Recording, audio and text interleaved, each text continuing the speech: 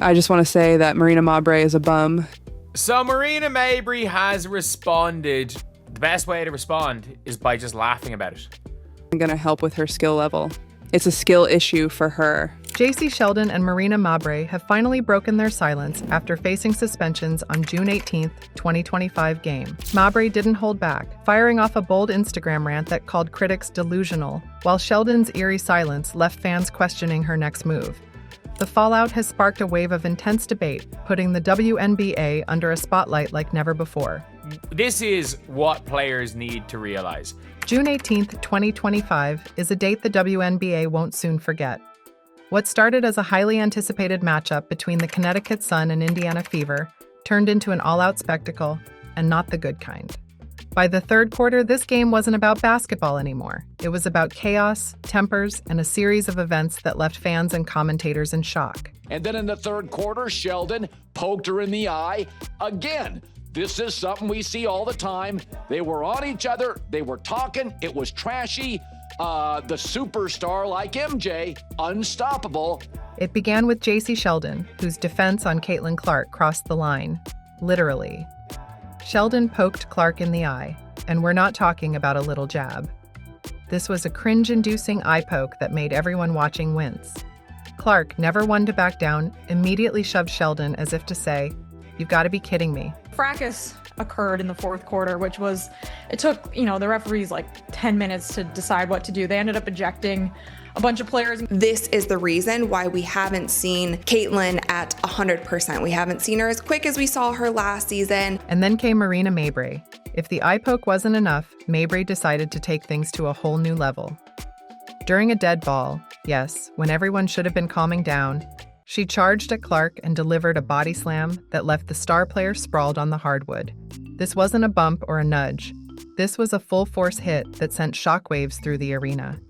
I just want to say that Marina Mabrey is a bum, and I own her. She shoved me like that was going to change the score. Next time, try guarding me instead of throwing tantrums. The crowd was stunned into silence before erupting in disbelief. Caitlyn Clark said nothing, just few words after the game, and that's all. Commentators were left searching for words, while the referees scrambled to restore order. Technical fouls started flying like confetti, but the damage was already done. This wasn't just a game anymore, it was a battleground. And Caitlyn Clark was at the center of it all. This is the reason why we haven't seen Caitlyn at 100%. We haven't seen her as quick as we saw her last season. The immediate fallout was messy. Technical fouls were handed out like candy. One for Clark, one for Mabrey, and even one for Tina Charles, who was caught up in the madness. Sheldon got a flagrant one for the eye poke, but somehow Mabrey's shove was downgraded to a mere technical. A decision so baffling, it left fans and analysts questioning if the referees were even watching the same game. So Marina Mabrey has responded to the to everything that's going on in my opinion, the best way possible. The post-game drama didn't just linger, it erupted. And leading the charge was none other than Marina Mabrey, who decided she wasn't going to let the critics have the final word. When most players might have laid low, Mabrey went live on Instagram with her teammate Sonia Rivers and delivered a verbal slam dunk that had social media buzzing for days. Probably the best way to respond. I mean that, the best way to respond. Damned if I do, damned if I don't. That's how she started. And if you thought she'd soften her tone, think again. Mabrey's frustration poured out, raw and unapologetic. She went after her critics, calling them delusional and suggesting they needed to check into a psychiatric ward. Harsh? Absolutely. But Mabrey wasn't interested in sugarcoating her emotions or actions. In her mind, she was defending her teammate, Jacy Sheldon, and she made it clear she wasn't about to apologize for that. You're never going to survive in the world of sport. It was a bold move, and it only added fuel to an already blazing fire. Fans were divided. Some praised Mabrey for speaking her truth, while others thought her comments crossed the line. Regardless of where you stood, one thing was certain. Mabrey wasn't holding back. Laughing about it, pretending that it doesn't bother you. And then there was Jacy Sheldon. The complete opposite of Mabrey, Sheldon chose silence. While the internet exploded with calls for her suspension and accusations of dirty play, Sheldon stayed quiet. Not a word, not a post, nothing. you're never going to survive. You're never going to survive in sport, in the world of sport, especially when your sport is relevant now in the world of sport and social media. Her silence was deafening, and it left people guessing. Was she staying quiet because she didn't have a defense? Or was this a calculated move to let the storm blow over? Either way, the backlash was relentless. People accused her of being unsportsmanlike and questioned her ability to handle the pressure. You are never going to survive if you don't have that type of an attitude. While Mabrey's fiery defense put her at the center of the conversation, Sheldon's quiet retreat had its own impact. It raised questions, stirred speculation, and left fans wondering what she was really thinking. In a way, the stark contrast between their responses only added more layers to an already dramatic situation. One thing's for sure, both players have kept the conversation alive, and the WNBA hasn't seen the end of this controversy. Really don't want this to go to that extreme level where now people are saying just crazy things, because this has been around in the WNBA for a long time. It's a really aggressive sport. Social media turned into a battlefield of its own. The hashtags #ban Mabrey and #Justice for Clark were trending within hours. Fans were divided, some rallying behind Clark as the victim of unwarranted aggression, others defending Sheldon and Mabrey as misunderstood competitors. The league's No Space for Hate campaign suddenly felt like a cruel joke as the online vitriol spiraled out of control. Officials give a tech to Sheldon for poking.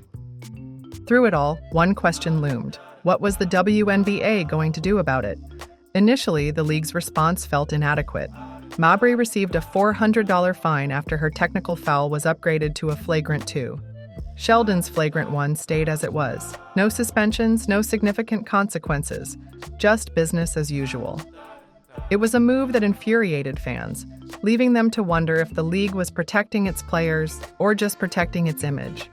But under mounting public pressure, the WNBA was forced to act. Reports surfaced that both Sheldon and Mabrey would face suspensions. It was a rare decisive move for a league often criticized for its inconsistent handling of player safety. And yet, the damage was already done. NBA has been physical. It's been physical since its inception. These women are ball players, and they play the game like ball players play the game. And that requires, at times, being physical. Sometimes there are moments where you feel like the physicality is unwarranted.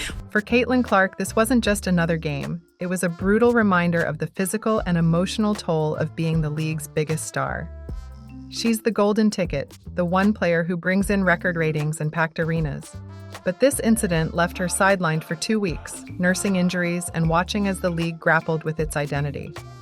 This wasn't just a game. This was a reckoning, and the fallout is far from over. And then there's the WNBA. Let's just say their response was leisurely, at best. It took public outcry, hashtags trending, fans raging, for the league to finally take action. At first, Mabrey got slapped with a $400 fine after her technical was upgraded to a flagrant 2. Jacy Sheldon, just a flagrant 1. That's it. No suspensions, no significant penalties. Fans were fuming. Why wasn't the league protecting Caitlyn Clark, their golden goose? The delayed reaction made it clear. The WNBA wasn't prepared for this level of scrutiny. Did Sophie Cunningham take it a little bit too far? Yeah. And The All-Star game tonight, just from this one play, because she was standing on business. It wasn't a dirty play. It was an intentional foul, and it was meant to send a message. While everyone was focused on the main players, let's not forget Sophie Cunningham. Cunningham wasn't about to let her teammate take hits without some backup. During the game's chaos, she stepped up in a big way, going full Draymond Green mode to stand up for Clark. Sure, it wasn't flashy, but it was effective. Again, we don't know how bad it is. Here's where the WNBA found itself under fire. Fans were already skeptical of the league's ability to handle star players, and this situation didn't help. The penalties for Mabrey and Sheldon felt like slaps on the wrist, especially considering the severity of their actions. And the delay in issuing suspensions? It only made things worse. The WNBA proudly announced their latest initiative, No Space for Hate, No Space for Hate. The league's No Space for Hate campaign quickly became the butt of the joke. Social media was on fire, with fans calling out the hypocrisy of preaching tolerance while failing to address blatant unsportsmanlike behavior. It wasn't a good look. And the officials give a tech to Sheldon for poking Clark. The WNBA might have hoped this would blow over, but fans weren't having it. Neither were the media. The hashtags kept trending and the pressure mounted. Suddenly, reports surfaced. Sheldon and Mabrey were facing suspensions after all. It was a rare moment of accountability, but it came too late to salvage the league's image. The damage was done. Fans questioned whether the WNBA was truly committed to protecting its players or just its reputation. Caitlyn Clark, the league's undeniable star, had been left vulnerable on the court. If the league couldn't even safeguard its biggest draw, what hope did the other players have? This wasn't just a one-off controversy, this was a reckoning.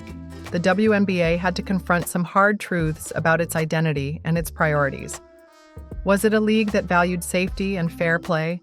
Or was it willing to let star players fend for themselves to keep the game gritty? There are millions of people that never cared about the WNBA at all that now care because Caitlyn Clark is in the WNBA. For now, the league seems caught in the middle, trying to please everyone but satisfying no one. The delayed suspensions, the half-hearted fines, the inconsistent messaging, it's all part of a larger credibility crisis. And while Caitlyn Clark may be the WNBA's golden ticket, even she can't save a league that refuses to learn from its mistakes. This isn't just about basketball anymore. It's about the league's survival, its integrity, and its future. And the WNBA? Well, they've got some serious work to do. Thank God they get Caitlyn Clark. She's injured for 2 weeks. All of a sudden, attendance goes down. Caitlyn Clark isn't just a player, she's the player. Her return to the WNBA after a brief injury drew an audience of 2.2 million. Yes, you read that right. That's the third highest viewership in league history. Clark's star power is so magnetic, it's practically holding the WNBA together. Packed arenas, skyrocketing merch sales, and a flood of social media buzz. That's all Clark. But when she's not on the court, the cracks in the league start to show. If the WNBA wants to survive and thrive, it needs to figure out how to balance intensity with safety. Because one thing's clear, no league can depend on one player to carry it forever, no matter how great she is. This is why the WNBA is never, ever, ever going to work. If there's one thing the WNBA can't afford to do right now, it's drop the ball, literally and figuratively. The June 18th debacle shined a harsh spotlight on the league's growing pains. And if there's a silver lining, it's this. Moments like these can either make or break an organization. So, the big question is, what's next for the WNBA? It's like the WNBA is afraid to be profitable. If they start making money, maybe the NBA would force them to operate as a separate entity. First up, let's talk officiating. The league needs to get its house in order when it comes to calling fouls and handling unsportsmanlike conduct. Jacy Sheldon's eye poke, Marina Mabrey's body slam. These weren't just oops moments, they were glaring violations that required immediate decisive action. Instead, the league fumbled, and it took a social media firestorm to force suspensions. That's not sustainable. Stricter officiating isn't just about fairness, it's about setting a precedent. Players need to know where the line is, and that crossing it comes with real consequences. She has surpassed everybody in the amount of time that she has played in the WNBA. She fills up every arena in every town that she goes to. Teams have to go to bigger arenas. But here's the thing, the WNBA can't put all its eggs in the Caitlyn Clark basket. Sure, she's a generational talent, drawing record-breaking viewership and selling out arenas. But no league can thrive by leaning on just one superstar. The NBA didn't stop at Jordan. They built a constellation of stars. The WNBA needs to do the same. Aja Wilson, Breanna Stewart, Sabrina Ionescu. There's no shortage of talent. The league needs to invest in promoting them, creating multiple headliners who can draw fans even when Clark isn't on the court. Pisses off everybody whenever we say it. And then obviously it becomes a whole thing because we're a bunch of doofuses and things like that. But like, this is the golden goose. This is the one. This is the generational, multi-generational player. And let's talk about Clark herself. If anyone can bounce back from this chaos, it's her. She's already shown resilience that's straight out of the Kobe Bryant playbook. A fierce competitor who doesn't back down, no matter how many cheap shots come her way. This could be a turning point, not just for Clark, but for the league as a whole. Protecting her isn't just about safeguarding their brightest star. It's about proving they value the players who make the WNBA what it is. So here we are at a crossroads. Will the WNBA seize this moment to grow, to learn, and to build a stronger, more resilient league? Or will it buckle under the pressure, letting these controversies overshadow the incredible talent on display? The choice is theirs, but the clock is ticking. So how do you feel about the WNBA's handling of this controversy? Like this video and don't forget to subscribe for more unfiltered takes on the hottest WNBA stories, because this season is just getting started.